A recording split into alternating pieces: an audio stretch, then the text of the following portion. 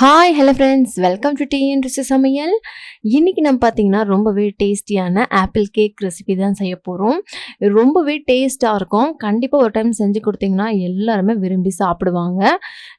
90 கிட்ஸோட one of the favourite ரெசிபியில் கண்டிப்பாக இந்த apple cake வந்து இருக்கும். அப்படியே பேக்கரி சுவையில் நம்ம எப்படி செய்ய போகிறோம்னு தான் பார்க்க போகிறோம். வாங்க எப்படி செய்யலான்னு பார்க்கலாம். இதுக்கு 2 கப் கேக் துண்டுக்களை எடுத்துக்கலாம். இன்றைக்கி நான் சாக்லேட் ஃப்ளேவர் கேக் துண்டுக்களை எடுத்திருக்கேன். 250 ml கப்பில் எடுத்திருக்கேன். இதை நம்ம ஒரு மிக்சிங் ஜாரில் ஒன்றுமாக உடச்சி விட்டுடலாம். இதில் தண்ணி பால் எதுவுமே சேர்க்காம ட்ரையாகவே இதை நம்ம அரைச்சி எடுத்துகிட்டு வந்துடணும். இதுக்கு பதிலாக நீங்கள் plain cake, vanilla flavour cake இந்த மாதிரி கேக் துண்டுக்களை கூட எடுத்துக்கலாம். ஒரு நல்ல ஃபைன் பவுடராக அரைச்சி எடுத்துகிட்டு வந்துடுங்க. இந்த அளவுக்கு இருக்கணும்.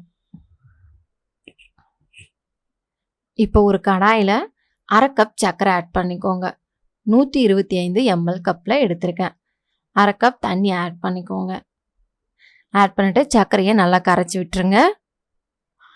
இந்த பாகு வந்து பார்த்திங்கன்னா அரை கம்பி பக்குவம் எடுக்கணும். அதாவது குலோப் ஜாமுனுக்கு நம்ம எந்த பக்குவம் எடுக்கோமோ அந்த பக்குவம் எடுத்துக்கணும்.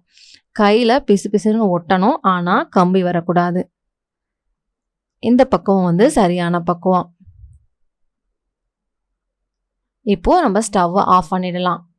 ஆஃப் பண்ணிவிட்டு 1 tablespoon cocoa powder add பண்ணிக்கலாம். நம்ம சாக்லேட் ஃப்ளேவருக்கு எடுத்துருக்கிறதுனால 1 டேபிள் ஸ்பூனே எக்ஸ்ட்ரா டேஸ்ட்காக மட்டும்தான் ஆட் பண்ணுறோம். நல்லா கட்டிகள் இல்லாத கரைச்சி விட்டுருங்க. நீங்கள் வெனிலா ஃப்ளேவர் இந்த மாதிரி பிளைன் கேக் எடுக்கிறதா இருந்தால் 1/4 கப் கொக்கோ பவுடர் ஆட் பண்ணிக்கோங்க, சரியாக இருக்கும். நல்லா கரைச்சி விட்டாச்சு. இப்போது 1/4 கப் ஜாம் எடுத்துக்கலாம். கண்டிப்பாக ஜாம் ஆட் பண்ணி செய்யுங்க. அப்போ தான் நமக்கு கடையில் கிடைக்கக்கூடிய அந்த ஃப்ளேவர் வந்து அப்படியே கிடைக்கும். அந்த சூட்லேயே நம்ம ஜாமையும் நல்லா மிக்ஸ் பண்ணி விட்டோம்னா நல்லா கரைஞ்சிடும்.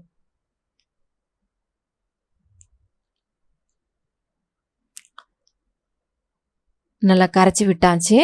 இப்போது இதில் ஒரு 1/4 கப் தேங்காய் எடுத்துக்கலாம். நம்ம ஃப்ரெஷ்ஷான தேங்காயும் எடுத்துக்கலாம். டெசிகேட்டட் கோகோனட் இருந்தால் நீங்கள் டெசிகேட்டட் கோகோனட்டையும் எடுத்துக்கலாம். ஆட் பண்ணிவிட்டு அதையும் நல்லா மிக்ஸ் பண்ணி விட்டுக்கோங்க. இப்போ 10 பாதாம் நல்லா இடித்து ஆட் பண்ணிக்கோங்க. 10 முந்திரியும் நல்லா இடித்து ஆட் பண்ணிக்கோங்க. இதில் நீங்கள் இன்னொன்றுமே நிறைய நட்ஸ் ஆட் பண்ணலாம்.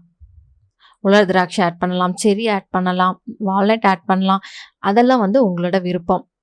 நம்ம அரைச்சி வச்சுருந்த கேக் தூளை வந்து ஆட் பண்ணிக்கலாம். ஆட் பண்ணிவிட்டு நல்லா மிக்ஸ் பண்ணி விட்டுக்கோங்க. இன்னும் நமக்கு எக்ஸ்ட்ரா டேஸ்ட் வேணும் அப்படின்னா ஒரு வாழைப்பழத்தை மிக்சிங் ஜாரில் ஆட் பண்ணிவிட்டு நல்லா ஒரு ஃபைனாக அரைச்சிட்டு இந்த ஸ்டேஜில் ஆட் பண்ணி மிக்ஸ் பண்ணிக்கோங்க. இப்போ இன்னுமே டேஸ்ட் வந்து நல்லாயிருக்கும். ஆனால் நம்ம வாழைப்பழம் ஆட் பண்ணி செய்யக்குள்ள ரொம்ப நாள் வச்சு சாப்பிட முடியாது.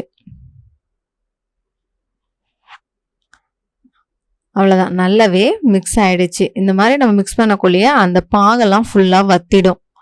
ஒருவேளை உங்களுக்கு வத்தலை அப்படின்னா இன்னும் கொஞ்சம் போல் கேக் தூள் இருந்து ஆட் பண்ணிக்கோங்க. இல்லைனா கொஞ்சமாக டெசிகேட்டட் கோகோனட் ஆட் பண்ணிக்கோங்க. இப்போது கையில் நெய்யோ ஆயிலோ தடவி எடுத்துக்கோங்க.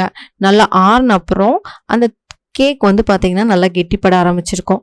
இப்போது நமக்கு எந்த சைஸில் வேணுமோ அந்த சைஸில் எடுத்து உருட்டி எடுத்துக்கோங்க. இந்த மாதிரி எல்லா உருண்டைகளையும் உருட்டி எடுத்துக்கலாம். எடுத்துட்டு நம்ம டெசிகேட்டட் கோகோனட் எடுத்துட்டு அது மேலே பரட்டி எடுத்துக்கலாம்.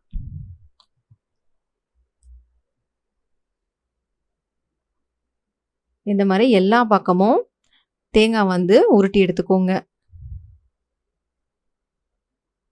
எக்ஸஸாக இருக்கிற தேங்காய் தூளையும் நல்லா தட்டி விட்டுருங்க. நல்லா ஷேப் கோரணும்னா கையில் வச்சு இந்த மாதிரி உருட்டிக்கோங்க. நல்ல ஷேப் கிடைக்கும். அவ்வளோதான், நம்மளோட சூப்பரான சுவையான ஆப்பிள் கேக் வந்து ரெடி ஆகிடுச்சு. கண்டிப்பாக ஒரு டைம் ட்ரை பண்ணி பாருங்கள். டேஸ்ட் வந்து சூப்பராக இருக்கும். எப்படி வந்திருக்குன்னு கமெண்ட் ஷேர் பண்ணுங்கள். உடச்சி காமிக்கிறேன் பாருங்கள். நல்லா ஜூஸியாக அண்ட் சாஃப்டாக இருக்கும். சாப்பிடவும் சூப்பராக இருக்கும். நம்மளோட சேனலை நீங்கள் சப்ஸ்கிரைப் பண்ணலைன்னா சப்ஸ்கிரைப் பண்ணி வச்சுக்கோங்க. சைடில் பெல் பட்டனை கிளிக் பண்ணி ஆல் என்ற ஆப்ஷனையும் சேவ் பண்ணி வச்சுக்கோங்க. அப்பதான் நம்ம போடுற ஒவ்வொரு வீடியோவும் உங்களுக்கு நோட்டிஃபிகேஷனா வரும். நம்மளோட வீடியோ உங்களுக்கு பிடிச்சிருந்தா லைக் பண்ணுங்க, ஷேர் பண்ணுங்க, கமெண்ட் பண்ணுங்க. தேங்க் யூ ஃபார் வாட்சிங் அண்ட் பை பாய்.